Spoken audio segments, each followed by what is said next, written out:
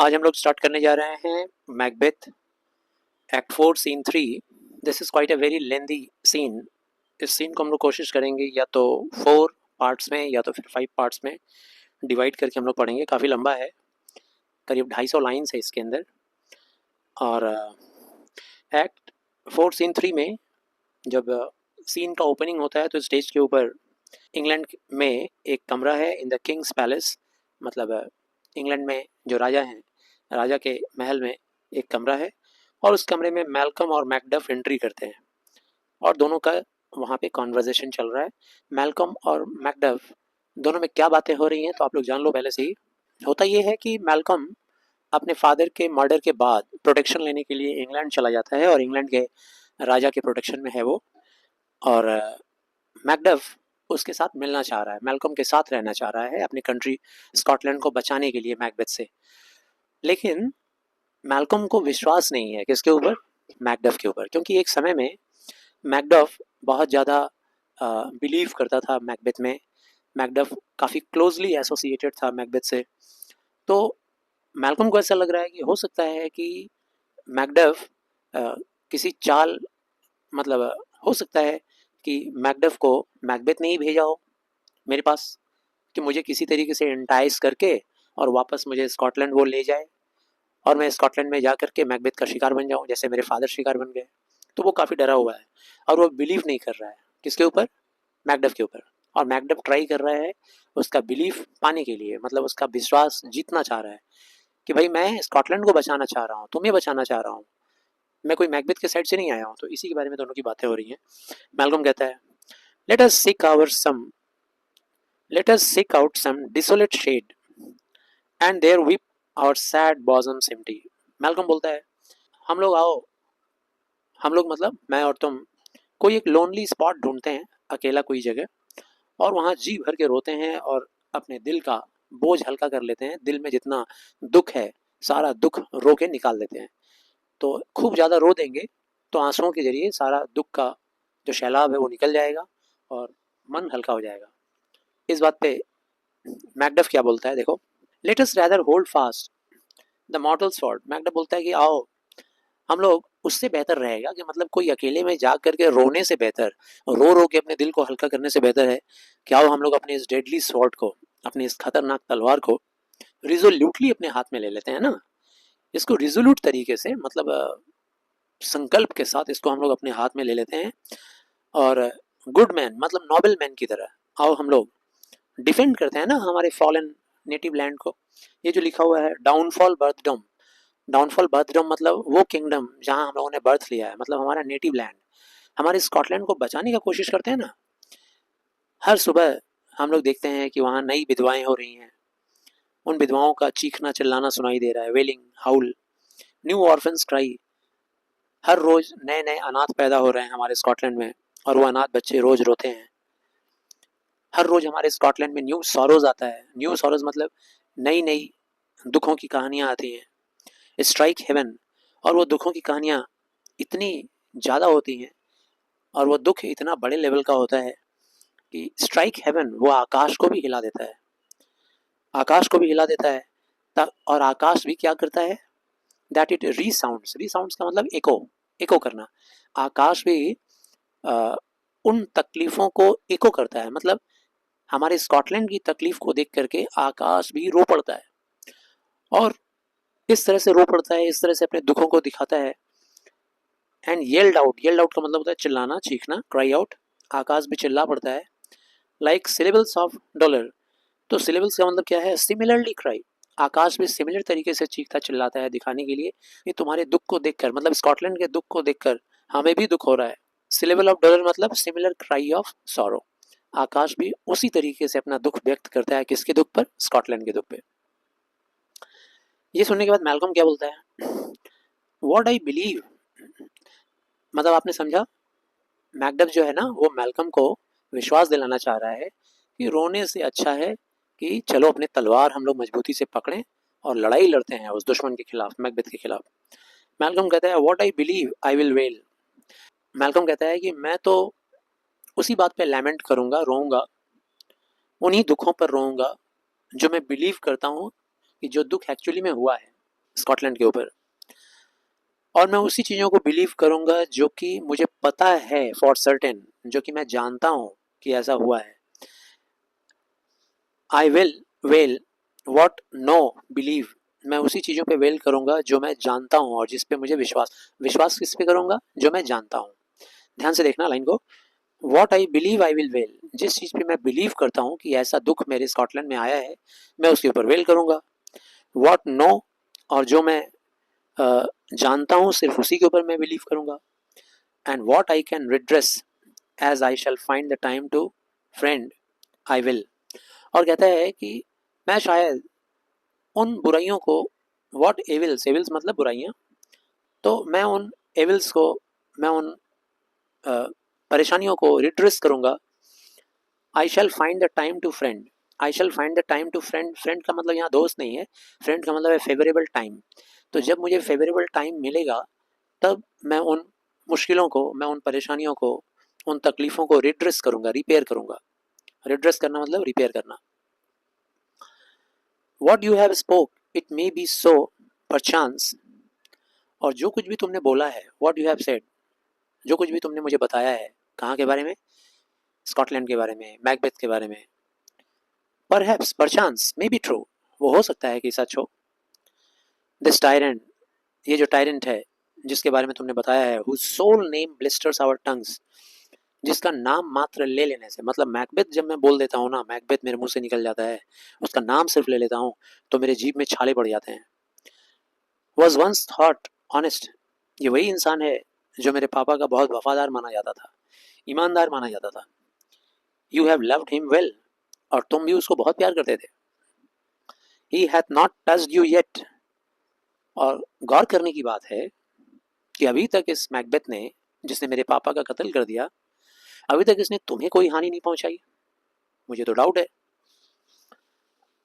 I am young, देखो मैं बहुत छोटा हूँ उम्र में, but something you may deserve of him through me and wisdom, लेकिन मुझे लगता है कि तुम कुछ डिजर्व करते हो उससे हासिल करने के लिए। मतलब you have the ability, you have that power that you can acquire some post, some benefit, some advantage from Macbeth through me, मेरे जरिए। मुझे ऐसा लगता है कि मुझे शिकार बनाकर तुम उससे कुछ फायदा ले सकते हो, उससे कुछ फेवर पा सकते हो, मुझे धोखा देकर, मुझे ऐसा लगता है। और ये बुद्धिमानी भी है, तुम्हारे पार्ट में ये बुद्धिमानी भी है। You may sorry and wisdom to offer up a weak poor innocent lamb to appease an angry god, और यही बुद्धिमानी भी होता है कि अगर सामने वाला भगवान बहुत ही नाराज है तो एक नाराज देवी देवता को खुश करने के लिए भोले भाले मासूम लैम का बलि चढ़ाना पड़ता है। तो हर बुद्धिमान ऐसा करता है, तुम भी वही करना चाह रहे हो शायद। मैं एक भोला भाला छोटा बच्चा हूँ, मेरी उम्र भी ज़्यादा है नहीं, मैं इल एक्सपीरियंस हूँ, मेरा एक्सपीरियंस भी नहीं है, और तुम शायद मेरे ज़रिए कोई ना कोई एडवांटेज पाना चाह रहे हो उस एंग्री गॉड से। एंग्री गॉड किसे बोल रहा है, मैकबेथ को बोल रहा है। उसको मनाने के लिए तुम शायद मेरा शिकार करने आए हो, मैं तुम पे कैसे विश्वास करूं। मैकडब बोलता है आई एम नॉट ट्रेचरस, मैं धोखेबाज नहीं हूं, आप चाहे जो भी कह लो। मैल्कॉम कहता है बट मैकबेथ इज, तुम धोखेबाज नहीं हो तो क्या हुआ, मैकबेथ तो धोखेबाज है।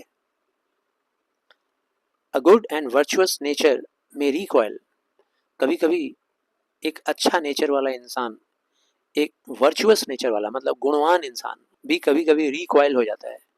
रिकॉयल होना मतलब सिकुड़ जाना, स्ट्रेट नहीं रह पाता, उसको बिगाड़ दिया जाता है, उसको क्रुक कर दिया जाता है, उसके उसको लालच देकर या धमकी देकर उसके स्वभाव को बदल दिया जाता है, उसे भी विलन बना दिया जाता है। इन एन इम्पेरियल चार्ज, कैसे, जिस किंगडम में वो इंसान है, अगर उस किंगडम का राजा उसको कोई कमांड दे दे, कोई ऑर्डर दे दे, तो क्या वो सीधा साधा ईमानदार भोला भाला इंसान क्या क्रुक्ड नहीं हो जाएगा, क्या वो विलन नहीं हो जाएगा। अगर नहीं होगा तब तो टायरनी मानी जाएगी, तब तो उसको अपने राष्ट्र का विरोधी माना जाएगा, अपने देश का विरोधी। तो हो सकता है तुम्हारा भी सारा वर्च्यूज, तुम्हारा भी सारा गुडनेस रिक्वाइल हो गया हो। But I shall crave your pardon, लेकिन देखो मैं तुमसे माफ़ी मांगना चाहता हूँ। But I will beg your pardon, मैं तुम क्रेव योर पार्डन मतलब I will beg your pardon, मैं तुमसे क्षमा मांगना चाहता हूँ, तुमसे माफ़ी मांगना चाहता हूँ। That which you are my thoughts can not transpose, कि तुम क्या हो ये मेरा विचार नहीं बदल पा रहा है। मैं जो तुमको सोचता हूँ वो तो सोचता हूँ, वो मेरी सोच तुम नहीं बदल पाओगे। तुम्हें देखकर मैं अपने विचारों को नहीं बदल सकता, तुम्हारी बातों में आकर मैं अपना बिलीफ नहीं चेंज कर सकता तुम्हारे बारे में, मुझे डाउट है। एंजल्स आर ब्राइट स्टिल दो द ब्राइटेस्ट फेल। देखो मैकडफ धोखेबाज है, इस बात का शक है मैल्कम को, और वो ये बात साबित करने के लिए सैटर्न का एग्जाम्पल ले रहा है। कह रहा है देखो आपने बाइबल तो पढ़ा ही है, और बाइबल में एंजल्स के बारे में पढ़ा है कि भगवान के जितने भी एंजल्स थे वो सारे एंजल्स ब्राइट हैं, ठीक है। लेकिन उन सब में जो सबसे ब्राइटेस्ट था, सबसे अच्छा वाला एंजल, वही गिर गया, उसी का पतन हो गया, वही विलन बन गया और डार्कनेस का सरदार बन गया, अंधेरे का मालिक, अंधेरे का बादशाह बन गया वो, भगवान से विद्रोह करके। भगवान का सबसे ब्राइटेस्ट बंदा था, लेकिन उसी ने भगवान से विद्रोह कर दिया। Though all things foul would wear the brows of grace, हालांकि ऑल एविल थिंग्स, जितनी भी बुरी चीजें होती हैं ना, वो सब एज्यूम करने का कोशिश करती हैं कि वो अच्छा दिखे, वो धारणा रखती हैं, हर बुरी चीज दिखाना, हर बुरी चीज दिखावा करती है कि वो बहुत अच्छी है। ये उसके बोलने का मतलब है। दो ऑल थिंग्स फाउल, फाउल मतलब बुरा, हर बुरा चीज वुड वियर, वियर का मतलब पहनना, आवरण पहन लेती है, लेयर पहन लेती है surface wise, the brows of grace, सबको दिखावा करना होता है कि हम गुणवान हैं, वर्चुअस हैं। Virtue will always retain its grace, लेकिन जो वर्चुअस होता है वो तो अपना वर्च्यू को हमेशा रिटेन करके रखता है, हमेशा बरकरार रखता है। जो बुरे लोग होते हैं वही दिखाते हैं वर्चुअस बनने का। तो पता नहीं क्यों मुझे ऐसा लग रहा है कि जिस मैकबेथ ने स्कॉटलैंड के राजा को मार डाला, उसने तुम्हारा अभी तक कोई नुकसान नहीं किया है, और तुम अपने बच्चों को, अपनी पत्नी को स्कॉटलैंड में छोड़ के चले आए हो, फिर भी कोई नुकसान नहीं किया है। हालांकि बेचारा मैकडफ को अभी तक नहीं पता है कि मैकबेथ ने उसकी पत्नी और उसके बच्चों को मार डाला है, ये मैकडफ को अभी तक नहीं पता है, मैल्कम को भी नहीं पता है, इसलिए मैल्कम को डाउट हो रहा है। मैकडफ बोलता है I have lost my hopes, अब मेरे पास कोई उम्मीद नहीं है। किस बात की उम्मीद? कि तुम्हारा विश्वास जीत सकूं। तुम्हारे नज़दीक रहने का मैंने बहुत कोशिश किया, तुम्हारा विश्वास जीतने का कोशिश किया, ताकि तुम्हारे साथ मिलकर मैं स्कॉटलैंड पे अटैक कर सकूं और स्कॉटलैंड को बचा सकूं। सारी उम्मीदें मैं खो दिया। मैल्कम कहता है perchance even there where I did find my doubt. देखो तुम ये जो उम्मीद खोने की बात कर रहे हो ना, you have lost your hopes, पर चांस, शायद, जानते हो क्यों? इसका रीज़न है दैट वेरी एक्शन, वो तुम्हारा कारनामा जिसकी वजह से मैं तुम्हारे ऊपर शक कर रहा हूँ। आई डिड फाइंड माई डाउट्स, तुम्हारा वो काम जिसकी वजह से मेरे अंदर डाउट आ रहा है तुम्हारे ऊपर। Why in that rawness I left your, why in that rawness left you wife and child. अब सोचो, तुम अगर इतने ईमानदार होते मेरे प्रति और मैकबेथ के अगर इतने बड़े दुश्मन होते, तो मैकबेथ को होते हुए तुम स्कॉटलैंड में अपनी पत्नी और अपने बच्चों को कैसे छोड़ के आ जाते? अब सोचो मैं तुम्हारे ऊपर डाउट करूंगा कि नहीं। दोज प्रेसियस मोटिव्स, वो लोग तो तुम्हारे लिए सबसे प्रेसियस है ना, सबसे प्रेसियस मोटिव है।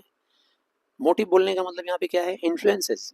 फैमिली के जो मेंबर्स होते हैं वो बहुत बड़े इन्फ्लुएंसर होते हैं, आदमी को अच्छा करवाने के लिए या बुरा कराने के लिए वो लोग इंटाइस करते हैं, वो लोग मोटिवेट करते हैं। तो तुम्हारी पत्नी तुम्हारी सबसे बड़ी मोटिवेटर, तुम्हारे बच्चे जिनको तुम बहुत प्यार करते हो, उनको तुम कैसे वहां छोड़ के आ गए? Those precious motives, those strong knots of love, वो गांठ, मतलब वो ties, ties of emotions, ties of love, उसको तुम कैसे छोड़ के आ गए? विथ लीव टेकिंग, उनसे बिना परमिशन लिए, उनको बिना बताए हुए, उन लोग से तुम लीव ले रहे हो, ये तुमने बताया भी नहीं। I pray you let not my jealousies, jealousies का यहाँ मतलब क्या है? Suspicion, doubt. यहाँ जेलसी मतलब वो ईर्ष्या करने वाला नहीं, यहाँ जेलसी का मतलब है doubt. Let not my doubts be your dishonours. देखो मैं जो तुमको यहाँ डाउट कर रहा हूँ ना, इससे तुम अपना अपमान मत समझना, ठीक है? मैं तुमसे रिक्वेस्ट कर रहा हूँ, ये तुम्हारे लिए डिस्करेज नहीं है, एक्चुअली में मेरा ये डाउट मेरी सेफ्टी के लिए है। आगे बता रहा है क्या? बट माइन ओन सेफ्टीज, ये तुम्हारा अपमान करने के लिए मैं डाउट नहीं कर रहा हूँ, मैं ये डाउट कर रहा हूँ मेरी अपनी सेफ्टी के लिए कर रहा हूँ, मेरी सुरक्षा के लिए। You may be rightly just, तुम हो सकता है कि तुम बहुत ही जस्ट हो, तुम उचित हो, तुम सच्चे हो, तुम्हारे अंदर सच्चाई है, लेकिन मैं क्या करूं, मुझे ऐसा लगता है वहाँ डाउट करना चाहिए कुछ। मैकडफ कहता है ब्लीड, ब्लीड पुअर कंट्री, जाओ और खून बहने दो, जाने दो। पुअर कंट्री, पुअर कंट्री किसको? स्कॉटलैंड को बोल रहा है, जाने दो स्कॉटलैंड, तुम्हारी किस्मत में यही लिखा हुआ है, खून बहने दो, जाओ। और क्या कर सकता हूँ?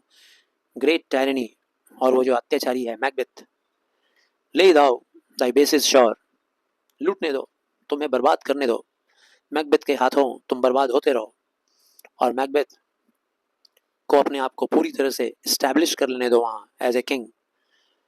और जो अच्छे लोग हैं वहाँ स्कॉटलैंड में, डरने दो उन लोगों को, डरने दो, क्योंकि वो लोग अपोज तो कर नहीं सकते, खिलाफ में आवाज़ तो उठा नहीं सकते, क्योंकि वो अच्छे लोग हैं। अच्छे लोग सीधे साधे होते हैं, भोले भाले होते हैं, उनके अंदर लड़ने की, मार काट करने की क्षमता नहीं होती है। और इसी वजह से मैकबेथ को खुला मौका मिल गया है, enjoy the fruits of your crimes, ताकि वो अपने क्राइम का फ्रूट एंजॉय करे।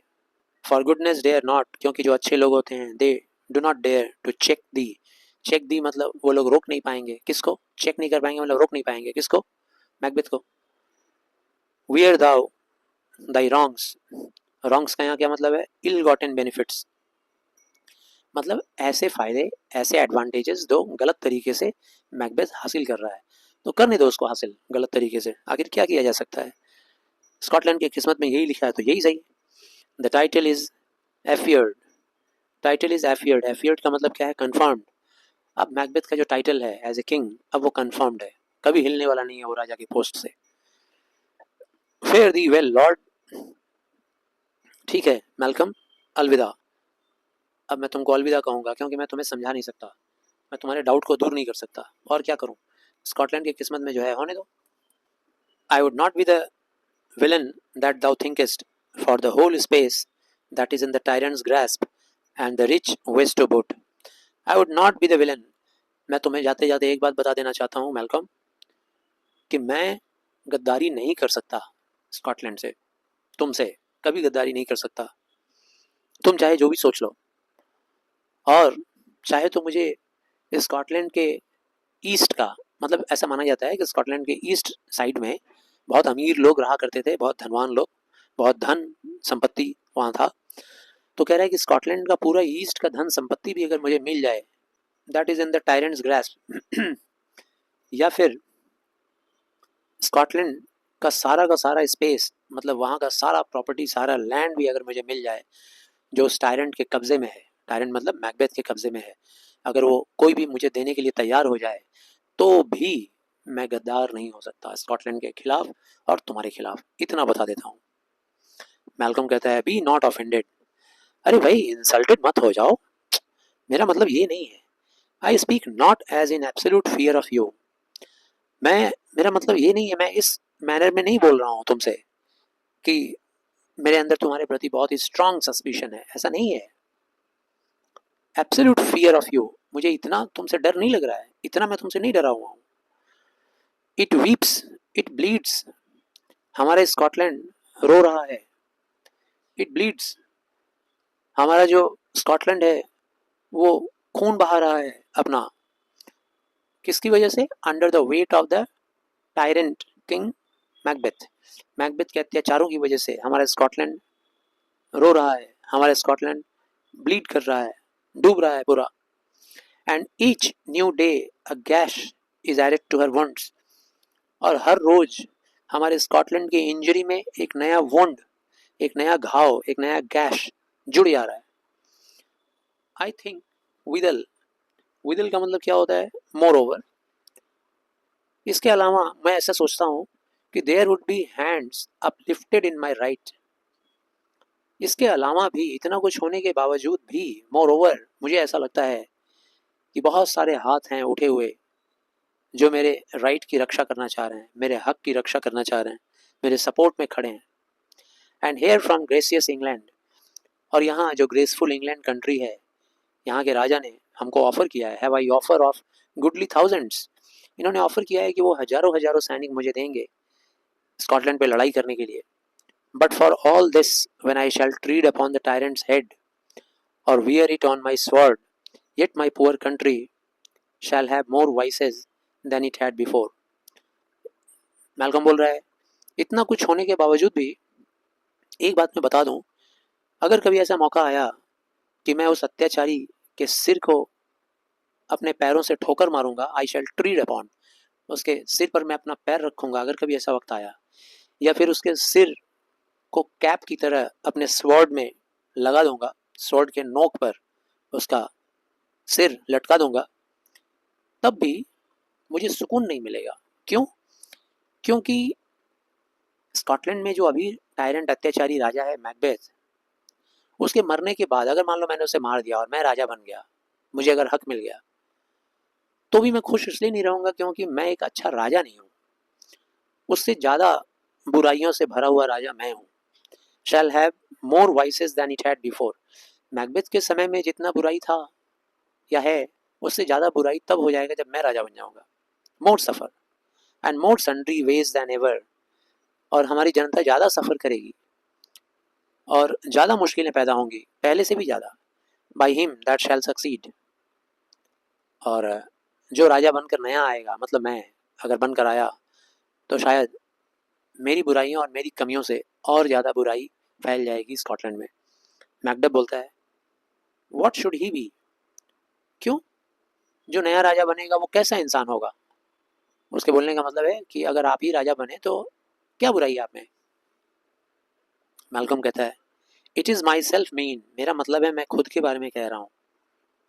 इन whom I know all the particulars of vice so grafted. मैं अपनी बात बता दूं मेरे दोस्त, मैं जानता हूँ कि all the particulars of vice, बुराई का जितना भी नाम है ना, पर्टिकुलर्स, पर्टिकुलर्स का मतलब क्या होता है? वैराइटीज. बुराई का जितना भी वैरायटी है, सो ग्राफ्टेड, मेरे अंदर ग्राफ्टेड कर दिया गया, प्लांटेड कर दिया है, ठूस ठूस कर मेरे अंदर भरा हुआ है बुराई. That when they shall be open, black Macbeth, जब मेरी ये सारी बुराइयां खुल करके एक्सपोज होंगी, ओपन होंगी, Macbeth will seem as pure as snow. तो ये मैकबेथ जो अभी काला इंसान दिख रहा है, काला बोलने का मतलब रंग से काला नहीं, बुराइयों से काला, तो ये मैकबेथ जो भी काला दिख रहा है हम लोग के सामने, यही Macbeth as pure as snow दिखने लगेगा मेरी बुराई से अगर उससे कंपैरिजन होगा तो. And the poor state esteem him as a lamb. और हमारा ये जो स्कॉटलैंड स्टेट है, जब मेरी और उसकी बुराइयों की तुलना होगी, तो हमारे इस स्टेट में स्कॉटलैंड की बुराई देखकर, सॉरी, हमारे इस प्यारे स्कॉटलैंड में, हमारे देश में मैकबेथ की बुराई को देख करके, इन कंपैरिजन टू मी, या मेरी बुराई, वो लोग मैकबेथ को क्या मानेंगे? एक भोला भाला मेमना मानेंगे, बकरी का बच्चा, भोला भाला, निर्दोष, being compared with my confineless harms. और मुझे सबसे खतरनाक और सबसे काला इंसान मानेंगे, बुराइयों से भरा हुआ. मेरे अंदर लिमिटलेस हार्म्स भरा हुआ है, बुराई भरा हुआ है, नुकसान. मैकडफ कहता है, not in the lesions. Lesions का मतलब लार्ज नंबर्स. नहीं नहीं, लीजन मतलब आर्मी भी होता है, यहाँ लीजन मतलब लार्ज नंबर है. बड़ा नहीं नहीं, इतनी बड़ी संख्या में बुराई, हॉरिड, हॉरिड मतलब खतरनाक बुराइयाँ. Hell can come a devil more damned in evils to top Macbeth. उसके बोलने का मतलब है, ना ना ना ना, इतनी बड़ी संख्या में बुराई तुम्हारे अंदर नहीं हो सकती है मैल्कम. यहाँ तक कि पूरा हेल में, पूरा नर्क में ऐसा कोई शैतान नहीं होगा जो उतना ज़्यादा डैम्ड हो, उतना कर्ज हो, उतना बुरा इंसान हो, उतना बुरा शैतान हो बुराई में, जितना मैकबेथ है. मैकबेथ को टॉप करने वाला कोई नहीं है. फिर मैल्कम कहता है, आई ग्रांट हिम ब्लडी. देखो, मैं उसे ब्लडी जरूर मानता हूँ, ये बात सच है. खतरनाक है वो, खूनी है, मक्कार है, लग्जरियस है, अय्यास भी है, एवेरिसियस है, लालची भी है, झूठा भी है, डिसाइटफुल भी है, धोखेबाज भी है, सडन भी है, मतलब शॉर्ट टेम्पर्ड, अचानक गुस्से में आ जाता है, वायलेंट हो जाता है, मेलिसियस, बुराई नीचता से भरा हुआ, और इसके साथ साथ स्मैकिंग ऑफ एवरी सिन, और उसके अंदर स्मैकिंग मतलब पॉजेसिंग, उसके अंदर हर तरह का पाप उसके अंदर भरा पड़ा है। दैट हैज़ ए नेम, हर पाप, हर वो पाप भरा हुआ है जिस पाप का नाम है, मतलब जितने पाप का नाम लिया जा सकता है सारे पाप उसके अंदर है, मैं जानता हूँ। But there is no bottom, none in my voluptuousness. Voluptuousness का मतलब क्या होता है? लेचरी, लेचरी मतलब सेक्सुअल डिजायर। मेरे अंदर जो सेक्सुअल डिजायर है, मेरे अंदर ये जो लेचरी है ये जो महिलाओं के प्रति जो मेरे अंदर का दोष है, ऐसा उसके अंदर नहीं होगा। Your wives, your daughters, the cisterns of my lust and my desire, all continent impediments would overbear that did oppose my will. Better Macbeth than such an one to reign. कहता है कि मेरे अंदर इतना ज़्यादा लस्ट है ना women के लिए, लिमिटलेस लस्ट है। योर वाइफ्स का मतलब ये नहीं कि वो मैकडफ की वाइफ की बात कर रहा है, बोल रहा है किसी की भी पत्नियाँ, किसी की भी बेटियाँ। सिस्टर्न्स मतलब मैट्रॉन्स, एंड दी अनमैरिड गर्ल्स, जितनी भी अनमैरिड गर्ल्स हैं पूरे कंट्री में, अगर हमें मिल जाए मेरा सेक्सुअल अर्ज को पूरा करने के लिए, तो भी मैं सेटिस्फाई नहीं होऊंगा। इतना ज़्यादा मेरे अंदर सेक्सुअल डिज़ायर है। And my desire will overcome, और मेरा ये जो डिज़ायर है ना वो ओवरकम कर लेता है। मतलब जब मेरे अंदर डिमांड उठता है, ये डिज़ायर उठता है, ऑल कॉन्टिनेंट्स, कॉन्टिनेंट्स का मतलब क्या हो रहा है? रिस्ट्रेंट्स, मतलब चाहे पूरा कॉन्टिनेंट मिल के, पूरा कंट्री मिल के अगर हमको बाधा देने आएगा तो हमको बाधा नहीं दे पाएगा। मैं उस बाधा के ऊपर कंट्रोल कर लूँगा, विजय पा लूँगा, और मैं अपना डिज़ायर पूरा कर लूँगा।